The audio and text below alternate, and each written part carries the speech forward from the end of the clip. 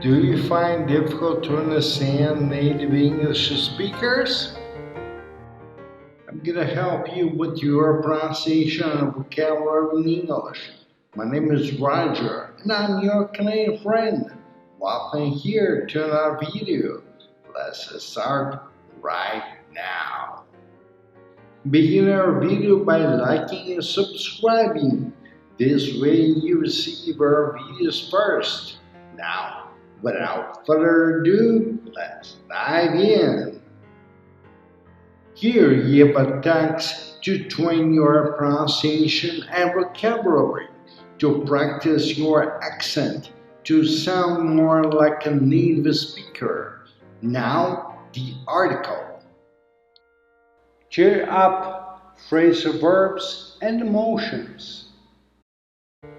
When was the last time you experienced a wide range of emotions over something, from sadness to happiness, or even a sense of relief when a problem was solved? Perhaps you moved to a new city or returned home. Maybe you lost or gained something valuable, or you may have overcome a serious personal issue or enjoyed success after defeat. If you are like most people, there are things in life that can take your emotions in many directions. And in English, there are a lot of phrasal verbs to help express those emotions.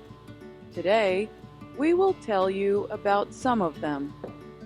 You will remember that a phrasal verb is a verb made of two or more words, a verb and a preposition or adverb, or both.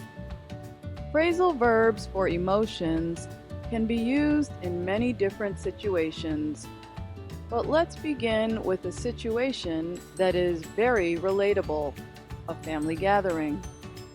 In many countries, extended families gather only a few times each year. Children and their parents join up with one or more grandparents, aunts, uncles, and other relatives.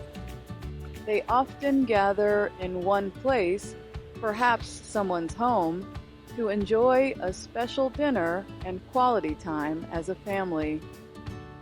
And with everyone together, things are not always perfect.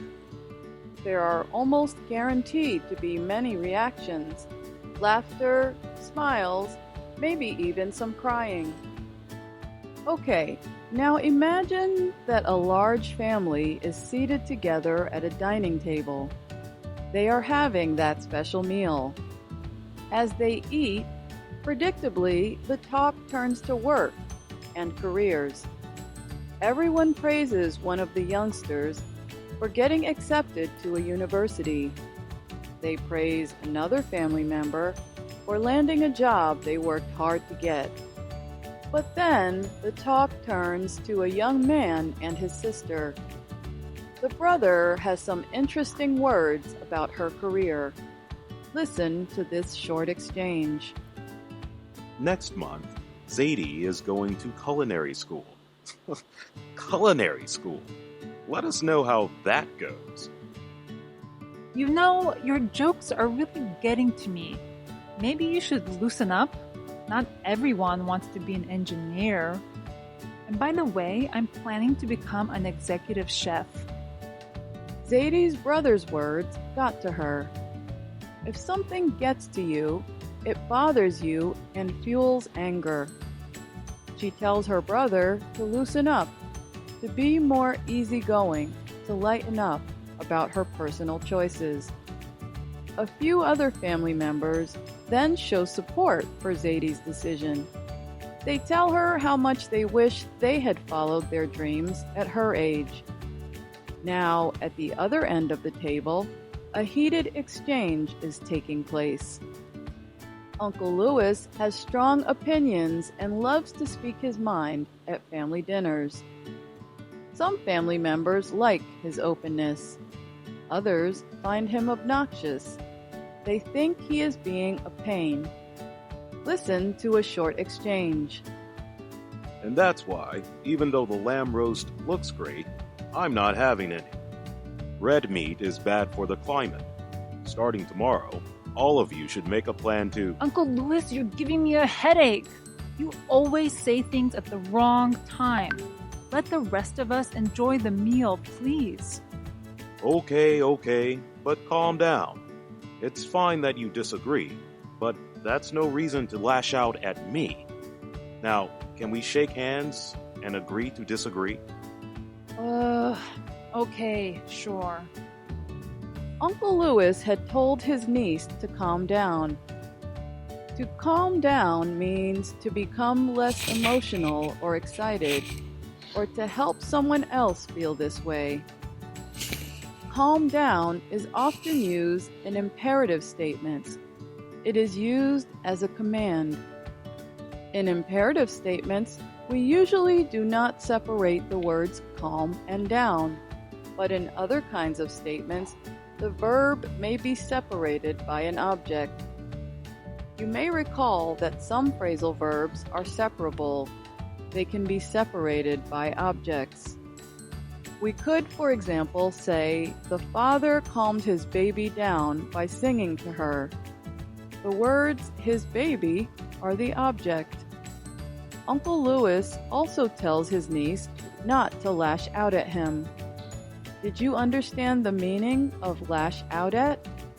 Listen to the sentence again. It's fine that you disagree, but that's no reason to lash out at me. To lash out at someone means to make a sudden and angry attack on them.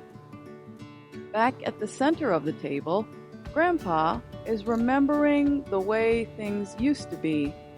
Let's listen in. I don't think I'll ever get over the fact that I only see you all a few times every year. I remember when we all lived in the same state. Aw, Grandpa, cheer up. You are always welcomed to stay with us in Washington. We have an extra bedroom with a television. And don't forget, there is video chat. I talk with Zadie on video all the time. Michelle tells her grandfather to cheer up. To cheer up means to become happier or to make someone else happier. In most imperative statements, we do not separate the words cheer and up. But in other statements, the verb can be separable. For example, one could say, I'm cheering Grandpa up. The word Grandpa is the object. Now it's time for the big news of the family gathering. Let's listen. I have an announcement to make. We're having a baby. A little girl. She's due in late June. Oh my goodness, Sean, that's exciting. I'm so happy for you that I could cry. See, now I'm choking up. To choke up means to have difficulty speaking because of strong emotions. In American English, we often put the verb get before choke up. We also often add the word all. Let's hear how that sounds. See, now I'm getting all choked up. When we say it this way, the words choked up act as an adjective. There are a lot of ways to express emotions in English, and phrasal verbs can help us express them more fully. I'm Alice Bryant. Remember to go to the description. Get links to Canadian companies searching for employees outside of Canada. Now, the difficult words. Range. Now, a group or collection of different things, of people that are usually similar in some way. Culinary. Adjective. Used in or relating to cooking. Chef. Now, a professional cook who usually is in charge of a kitchen in a restaurant. Roast. Now, a piece of meat that is cooked in a dry heat in the oven or over fire. Headache, noun, an ache or pain in the head. Of, interjection, used to express sympathy. Do, adjective, expected to be born. Remember, you can reach us. See how the description. You have links to Canadian companies searching for employees outside of Canada. Also, you have a link for a quiz there. Leave your comment about the quiz. This way I can know what you like and what I can do better to help you. I'll see you in the next one. Bye for now.